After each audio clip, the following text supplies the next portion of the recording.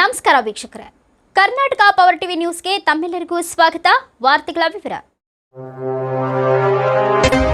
ಚಾಮರಾಜನಗರ ಜಿಲ್ಲೆಯ ಯಳಂದೂರು ತಾಲೂಕಿನ ಗುಬ್ಬಳ್ಳಿ ಗ್ರಾಮದಲ್ಲಿ ಗ್ರಾಮ ಪಂಚಾಯಿತಿಯಲ್ಲಿ ಇಂದು ಗುರುವಾರ ನಡೆಯಬೇಕಿದ್ದ ಅಧ್ಯಕ್ಷರ ಚುನಾವಣೆಯನ್ನು ತಾತ್ಕಾಲಿಕವಾಗಿ ತಡೆಹಿಡಿದಿರುವುದರಿಂದ ಪಂಚಾಯಿತಿಯ ಸದಸ್ಯರು ಧರಣಿಯನ್ನ ಮಾಡಿ ನ್ಯಾಯಕ್ಕಾಗಿ ಆಗ್ರಹಿಸಿದರು.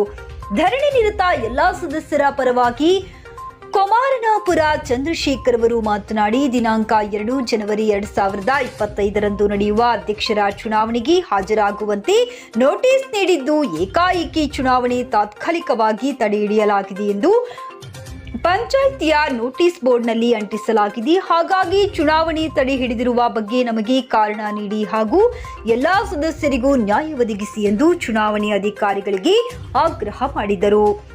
ಈ ಧರಣಿಯಲ್ಲಿ ಸದಸ್ಯರಾದ ಶಿವಮ್ಮ, ಮಂಜುಳಾ, ರಾಜೇಂದ್ರ, ಮಮತಾ, ಜ್ಯೋತಿ, ಶಕುಂತಲಾ, ನಟರಾಜು, ನಾಗು, ಶಾಂತಮ್ಮ, ಮಾಧೀಶ್, ವಿ ಪುಟ್ಟಮಾದೇವಿ, ಮಾಧೀಶ್ ಕೆ ಹಾಜರಿದ್ದರು.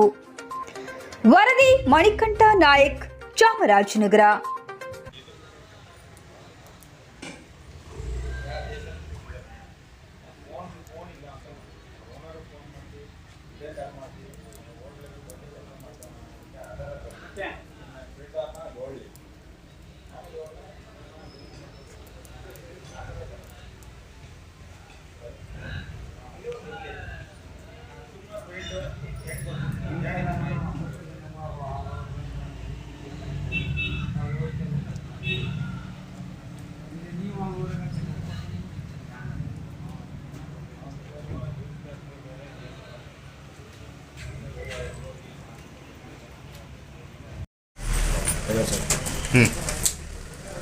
ದಿನಾಂಕ 12/12/2024 ಮಾನ್ಯ ಜಿಲ್ಲಾಧಿಕಾರಿಗಳು ಗುಬ್ಬಳ್ಳಿ ಗ್ರಾಮ ಪಂಚಾಯತಿಯಲ್ಲಿ ತೆರವಾಗಿರ್ತಕ್ಕಂಥ ಅಧ್ಯಕ್ಷ ಸ್ಥಾನಕ್ಕೆ ಚುನಾವಣೆ ನಡೆಸಲು ಮಾನ್ಯ AWE ನೀರಾವರಿ ಇಲಾಖೆ ಇವ್ರನ್ನ ನೋಡಲ್ ಅಧಿಕಾರಿಯಾಗಿ ನೇಮಿಸಿ ಆದೇಶವನ್ನು ಹೊರಡಿಸಿದ್ದು, ಅದರ ಪ್ರಕಾರ 16ನೇ ತಾರೀಕು ಅವರು ಪಂಚಾಯತಿಗೆ ಭೇಟಿ ನೀಡಿ ನಿಮ್ಮ ತೆರವಾಗಿರ್ತಕ್ಕಂಥ ಅಧ್ಯಕ್ಷ ಸ್ಥಾನ ಚುನಾವಣೆಗೆ ದಿನಾಂಕವನ್ನು ನಿಗದಿ ಮಾಡಬೇಕಾಗಿದೆ ಅಂಥೇಳಿ 24ನೇ ತಾರೀಕು ನೋಟಿಸನ್ನು ಹೊರಡಿಸಿ 2/1/2025ರಂದು ಬೆಳಗ್ಗೆ 11 ಗಂಟೆಗೆ ನೀವು ಬಂದು ಅಸೆಂಬ್ಲಿ ಆಗಿ ಚುನಾವಣಾ ಪ್ರಕ್ರಿಯೆಯನ್ನು ನಡೆಸಿಕೊಡಿ ಅಂತೇಳಿ ನಮಗೆ ಮೊದಲ ನೋಟಿಸನ್ನು 24ನೇ ತಾರೀಕು ನಮಗೆಲ್ಲ ಕೂಡ ನೋಟಿಸನ್ನು ಇಶ್ಯೂ ಮಾಡಿದ್ದಾರೆ.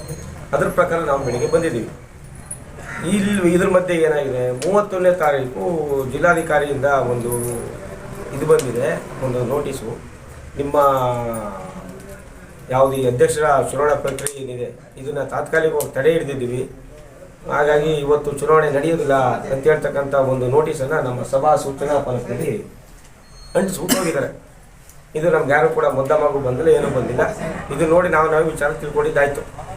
ಮತ್ತು ಇನ್ನೊಂದು ಏನಾಯಿತು, ಈಗ ಇವತ್ತು ತಾತ್ಕಾಲಿಕವಾಗಿ ತಡೆ ಹಿಡಿದೀವಿ ಅಂದರೆ ತಡೆ ಹಿಡಿಲಿಕ್ಕೆ ಕಾರಣ ಬೇಕಲ್ಲ. ಈಗ ಯಾವುದೇ ಒಂದು ಚುನಾವಣೆ ಪ್ರಕ್ರಿಯೆ, ಚುನಾವಣೆ ಜರೂರು ಅಂತ ಬಂದಾಗ ಅದಕ್ಕೆ ಯಾವುದೇ ಅಡೆತಡೆ ಇರೋದಿಲ್ಲ. ಈಗ ಮೊನ್ನೆ ನಮ್ಮ ದೇಶದ ಪ್ರಧಾನಮಂತ್ರಿ ಮನಮೋಹನ್ ಸಿಂಗ್ ಅವರು ಸುತ್ತೋರು, ಅವತ್ತು ನಮ್ಮ ರಾಜ್ಯ ಸರ್ಕಾರಿ ನೌಕರ ಸಂಘದ ಅಧ್ಯಕ್ಷ ಚುನಾವಣೆ ಇತ್ತು. ಸಂತಾಪ ಸೂಚನೆ ಇದ್ದರೂ ಕೂಡ ಆ ಚುನಾವಣೆ ನಡೆಸಿದ್ರು.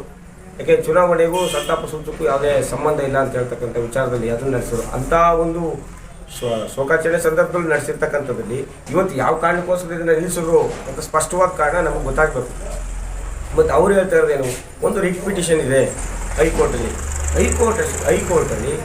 ಯಾವ ಸಭೆಗೆ ರಿಟ್ ಪಿಟಿಷನ್ ಹಾಕಿದ್ದಾರೆ, ಹೈಕೋರ್ಟ್ ನಿರ್ದೇಶನ ಏನು, ಆದೇಶ ಏನು ಬಂದಿದೆ, ಈ 2/1/2025 ಸಭೆಗೂ ಆ ರಿಟ್ ಪಿಟಿಷನ್ಗೂ ಸಂಬಂಧ ಇದೆಯಾ, ಇದು ನಮಗೆ ಸ್ಪಷ್ಟ ಆಗಬೇಕಾಗಿದೆ. ಸುಮ್ಮನೆ ಯಾವುದೋ ಒಂದು ಸಂಖ್ಯೆ ಹೇಳ್ಬಿಟ್ಟು ಈಗ ಯಾರು ರಿಟ್ ಹಾಕಿದ್ದಾರೆ ಅಂತ ಹೇಳ್ತಾರೆ. ನಮ್ಮ ಮಾಜಿ ಅಧ್ಯಕ್ಷ ಆಗಿರ್ತಕ್ಕಂಥ ಬೀನಾ ಗೋವಿಂದರಾಜರವರು ನಮ್ಮ ಅವಿಶ್ವಾಸ ನಿರ್ಣಯ ಮಂಡನೆ ಸಭೆಯನ್ನು ನಡೆಸಬಾರ್ದು ಅಂತೇಳಿ 22/11 ಹಾಕಿರ್ತಕ್ಕಂಥದ್ದು. 22/1/2024 27/11/2024 ಸಭೆಯನ್ನು ರದ್ದು ಮಾಡಿ ಅಂತೇಳಿ ಕೊಟ್ಟಿದ್ರು. ಆದರೆ ಹೈಕೋರ್ಟ್ ನಿರ್ದೇಶನ ಏನಿದೆ, ಆ ಸಭೆಯನ್ನು ರದ್ದು ಮಾಡಿಲ್ಲ. ಅವರು ಸಭೆಯನ್ನು ನಡೆಸಿ ಸಭೆ ತೀರ್ಮಾನವನ್ನು ನಾವು ಹೈಕೋರ್ಟ್ ನಿರ್ಣಯಕ್ಕೆ ಒಳಗೊಂಡಿರ್ತದೆ. ಸಭೆಯಲ್ಲಿ ಏನೇ ತೀರ್ಮಾನ ಬಂದಿರಲಿ, this is pass or fail, whatever it may be, ಅದು ಏನೇ ತೀರ್ಮಾನ ಇದ್ದರೂ ಕೂಡ ಹೈಕೋರ್ಟ್ ನಿರ್ಣಯಕ್ಕೆ ಒಳಪಟ್ಟಿರ್ತದೆ. ಈ ಪಿಟಿಷನ್ ಡಿಸ್ಪಸ್ ಆಗುವಾಗ ಆ ಒಂದು ಆದೇಶ ಏನು ಬರುತ್ತೆ, ಆದೇಶಕ್ಕೆ ಇದು ಒಳಪಟ್ಟಿರುತ್ತೆ ಅಂತ ಒಂದು ಸಿಂಗಲ್ ಲೈನಲ್ಲಿ ಅದನ್ನು ಅವರು ಹೇಳಿದ್ದಾರೆ.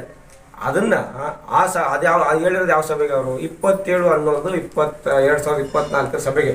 ಆದರೆ ಇವತ್ತು ಚುನಾವಣೆ ಘೋಷಣೆ ಮಾಡೋದು ಯಾವತ್ತು, ಇವರು 12/12/2024 27/11 ಸಭೆಗೆ ನಿರ್ದೇಶನ ಕೊಡ್ತಕ್ಕಂಥದ್ದನ್ನ 12/12/24 ಇವರು ನೋಟಿಸ್ ಜಾರಿ ಮಾಡಿ ನೋಡಲಾಧಿಕಾರಿ ನೇಮಿಸಿದ್ದಾರೆ.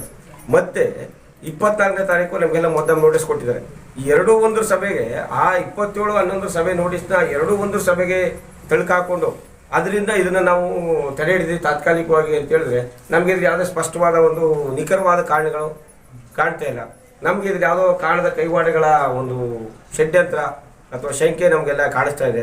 ಹಾಗಾಗಿ ನಾವೆಲ್ಲರೂ ಒಕ್ಕೋಲರಿಂದ ಓರ್ನ ಮನಸ್ಸಿಂದ ಇವತ್ತು ಏನು ಚುನಾವಣೆ ಪ್ರಕ್ರಿಯೆ ನಡೀಬೇಕಾಗಿತ್ತು ಇದನ್ನು ನಡೆಸಲೇಬೇಕು ಅಂತೇಳಿ ಒತ್ತಾಯ ಒಂದು ಆಗ್ರಹವಾಸನೆ. ಮತ್ತು ಇನ್ನೊಂದು ಏನಾಗಿದೆ ಅದು ತಡೆ ಹಿಡಿದು ಏನೋ ಗೊತ್ತಿಲ್ಲ. ಈಗ ಒಂದು 10-15 ಜನ ಗೌರವಾನ್ವಿತ ಜನಪ್ರತಿನಿಧಿಗಳು ಪಂಚಾಯತಿ ಸದಸ್ಯರು ಪಂಚಾಯತಿಗೆ ಬಂದಿದ್ದಾರೆ ಅಂತಂದುವಾಗ ಈ ಪಂಚಾಯತಿ ಆಫೀಸ್ 9 ತೆಗಿತೆ. ಇವತ್ತು ಚುನಾವಣೆ ಪ್ರಕ್ರಿಯೆ ಇತ್ತು, ತಡೆ ಹಿಡಿದಿರೋದು ಬಿಡೋದು ಎರಡನೇ ವಿಚಾರ.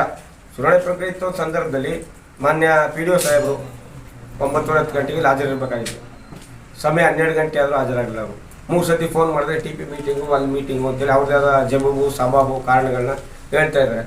ಮತ್ತು ಇವಾಗ ಫೋನ್ ಮಾಡಿದ್ರೆ ಕಳಿಸ್ತೀನಿ ಸರ್ ಅಂತಾರೆ. ನೋಡ್ಲ ಆಫೀಸರ್ ಕರೆ ಮಾಡಿದ್ರೆ ಅವರು ನಾನು AC ಆಫೀಸಲ್ಲಿ ಸರ್ ಬರ್ತೀನಿ ಅಂತಾರೆ.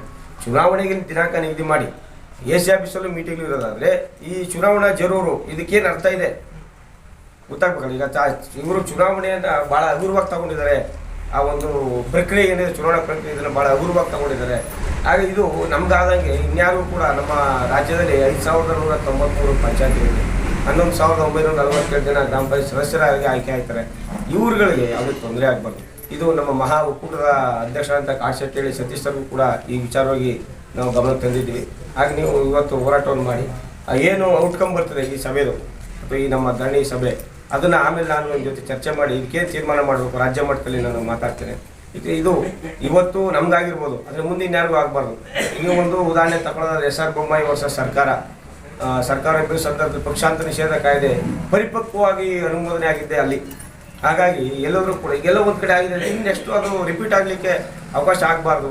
ಆ ದೃಷ್ಟಿ ಒಳಗಡೆ ಇದು ಒಂದು ನಮಗೂ ಪಾಠ ಆಗಬೇಕು ಮತ್ತು ಬೇರೆಯವರು ಕೂಡ ಸಹಕಾರ ಆಗಬೇಕು ಅನ್ನೋ ದೃಷ್ಟಿಯಲ್ಲಿ ಈ ಧರಣಿ ನಂಬ್ಕೊಂಡಿದ್ದು. ಇಲ್ಲಿಗೆ ಹಿರಿಯ ಅಧಿಕಾರಿಗಳು ಬಂದು ನಮಗೆ ಸ್ಪಷ್ಟೀಕರಣ ಕೊಡಬೇಕು. ಅವ್ರು ಕೊಟ್ಟಂಥ ಸ್ಪಷ್ಟೀಕರಣ ನಮಗೆ ಸಂಬಂಧಿಸುವ ಒಪ್ಪಿಗೆ ಆಗಬೇಕು. ಇರ್ತಕ್ಕಂಥ ಗೌರವ ಎಲ್ಲ ಸದಸ್ಯರು ಕೂಡ ಆಗಬೇಕು. ಅವ್ರು ಹೇಳೋದ್ರಲ್ಲಿ ಅರ್ಥ ಇದೆ, ಏನು ತೊಂದರೆ ಇಲ್ಲ ಅನ್ನೋದು ಅದನ್ನು ನಾವು ಧರಣಿಯನ್ನು ವಾಪಸ್ ಕೈ ಬಿಡ್ತಕ್ಕಂಥ ವಿಚಾರ ಅಥವಾ ಏನು ಮಾಡ್ತಕ್ಕಂಥದ್ದು ಮುಂದುವರಿಸ್ತದ ಬಿಡೋದ ಅದನ್ನು ಅಲ್ಲಿ ನಿರ್ಧಾರ ಮಾಡ್ತೇವೆ ಅಂತ ಹೇಳ್ತಾ ಈ ಸಭೆ ನಮ್ಮ ಕಡೆ ನಿಮ್ಮ ನ್ಯಾಯ ಸಿಗೋವರೆಗೂ ಹೋರಾಟ ಇರ್ತದೆ. ನ್ಯಾಯ ಅಂದರೆ ಅವರೇ ಕೊಟ್ಟಿರ್ತಕ್ಕಂಥ ಆದೇಶವನ್ನು ಅವರೇ ಹಿಂಬಡಿತಾರೆ ಅಂದರೆ ಇದಕ್ಕೆ ಅರ್ಥ ಇರೋದು ಗೊತ್ತಾಗಬೇಕು. ಈಗ ನಮಗೆ ಸಾರ್ವಜನಿಕವಾಗಿ ನಾರ್ಮಲ್ ಆಗಿ ಗೊತ್ತಿರ್ತಕ್ಕಂಥ ಆದೇಶ ಏನು, DC ಆದೇಶ ಮಾಡಿದ್ರೆ ಅದಕ್ಕೆ ಯಾವುದೇ ತಡೆ ಇಲ್ಲ ಅಂತ. DC ಆದೇಶವನ್ನು ಓವರ್ಲುಕ್ ಮಾಡಬೇಕು ಅಂದರೆ ಮಾನ್ಯ ಗಂತವ್ಯರ್ತಕ್ಕಂಥ ಉಚ್ಚ ನ್ಯಾಯಾಲಯದಲ್ಲಿ ಅದನ್ನು ತಡೆ ಹಿಡಿಬೇಕು ಹೊರತು ಇನ್ಯಾವುದೇ ಕೆಳಹಂತ ನ್ಯಾಯಾಲಯಗಳಲ್ಲಿ ಕೆಳಹಂತ ಅಧಿಕಾರಿಗಳಾಗಲಿ ಯಾರೂ ಕೂಡ DC ಆದೇಶವನ್ನು ರದ್ದು ಮಾಡಲಿಕ್ಕೆ ಅಥವಾ ಇನ್ನೊಂದು ಮಾಡಲಿಕ್ಕೆ ಅವಕಾಶ ಇಲ್ಲ. ಹಾಗಾಗಿ ಈ ರಜಾಕಾಲದ ಪೀಠದಲ್ಲಿ ಈಗ ಕ್ರಿಸ್ಮಸ್ ರಜೆ ಇದೆ, ಅದಕ್ಕೆ ನಮ್ಮ ಚಳಿಗಾಲದ ರಜೆ ಕೊಟ್ಟಿದ್ದಾರೆ ಅವರು ಹೈಕೋರ್ಟು ಮತ್ತು ನಾನು ಎಲ್ಲ ನ್ಯಾಯಾಲಯಗಳು ಕೂಡ. ಈ ಸಂದರ್ಭದಲ್ಲಿ ಯಾವ ನೋಟಿಸ್ ಬಂತು ಇವ್ರಿಗೆ, ಯಾವ ಆಧಾರದಲ್ಲಿ ನಮ್ಮನ್ನು ತಡೆ ಹಿಡಿದಿದ್ದಾರೆ, ಇದನ್ನೆಲ್ಲ ಒಂದು ತುಲನಾತ್ಮಕ ಒಂದಕ್ಕೊಂದಕ್ಕೆ ಜೋಡಣೆ ಮಾಡ್ತಾ ಹೋಗ್ತಾ ಸಂದರ್ಭದಲ್ಲಿ ನಮಗೇನು ಅನ್ನಿಸ್ತದೆ, ಏನೋ ಕಾಣದಂಥ ಕೈವಾಡ ಅಥವಾ ಷಡ್ಯಂತ್ರ ಇದು ಕಾಣ್ತಾ ಇದೆ. ಅಂದರೆ ಇದು ಈ ಅಧಿಕಾರಿಶಾಹಿ ವರ್ಗದವರು ನಮ್ಮ ಜನಪ್ರತಿನಿಧಿಗಳ ಅಧಿಕಾರವನ್ನು ಮೊಟಕುಗೊಳಿಸಲಿಕ್ಕೆ ಏನು ಬೇಕು ಇದಕ್ಕೆ ತಾರದೇ ಆದಂಥ ಒಂದು ವ್ಯೂಹವನ್ನು ರಚಿಸ್ತಾ ಇದ್ದಾರೆ. ಹಾಗಾಗಿ ಇದರಿಂದ ಆಚೆ ಬರಬೇಕು, ವ್ಯೂಹವನ್ನು ಬೇಯಿಸಬೇಕು.